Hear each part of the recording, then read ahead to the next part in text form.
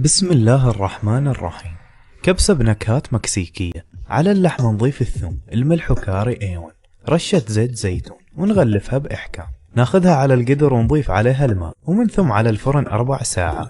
فلفل الأنشو ننزع بذوره ونضيف عليه ماء حار ونتركه 20 دقيقة. على القدر نضيف بصل، بطاطا حلوة، ثوم وعود فلفل. بهذا المستوى نضيف الباذنجان مع البهارات الصحيحة. ناخذ الأنشو على الخلاط مع غرفة ماء، نضيف عليه خل مع الثوم، نضربه خلاط، وفي النهاية رشة زيت زيتون لين يوصل إلى هذا القوام. نضيف ملعقتين مع الخليط على حمسة.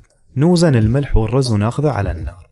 خليط الأنشو نضيف عليه العسل وزيت زيتون مع خلطة بهارات، ونمسح اللحمة وناخذها على الفرن تتكرمل. وهذه النتيجة. وصفة جميلة جدا لا تفوتوها.